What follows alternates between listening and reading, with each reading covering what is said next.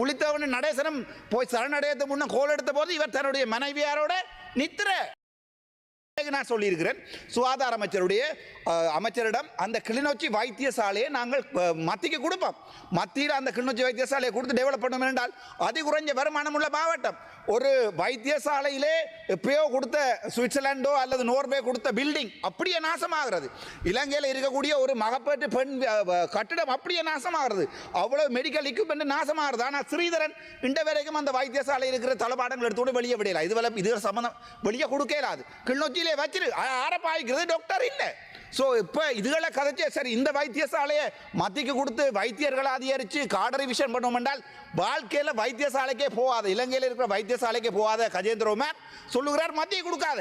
இதே 2022ஆம் ஆண்டு ஜனவரி மாதம் இதே கன்சாட்டில் இருக்கிறது சகல வைத்தியசாலையை மத்திய கொடுவேன் கதைச்ச இந்த இவருடைய பித்தலாட்டமான கதை எங்க போகுது? எங்களுடைய தமிழீழம் வேண்டி தரம் என்று சொல்லி கடைசியாக புலித்தேவனையும் நடேசனையும் கொலை செய்து போட்டு புலித்தேவனும் நடேசனும் போய் சரணடையத்துக்கு முன்ன கோல் எடுத்த போது இவர் தன்னுடைய மனைவியாரோட நித்திர போன் ஆஃப் பண்ணி போட்டு அவங்க வெடி வேண்டி செத்தது. ஆனால் தமிழீழம் கொண்டாடுகின்ற இவருடைய சொத்துக்கள் எல்லாம் எல்சியில் இவருடைய பிள்ளைகள் எல்லாம் ஆஸ்திரேலியாவில் லண்டனில் எத்தனை பிள்ளை இருக்கும் ஆண்டு தான் தெரியும்.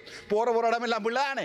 ஆனால் என்ன பிரச்சனை என்று சொன்னால் அங்கே கஷ்டப்படுறது ஏழைகள் தான் அந்த கிளிநொச்சி வைத்தியசாலையில் போய் படுக்கிறது.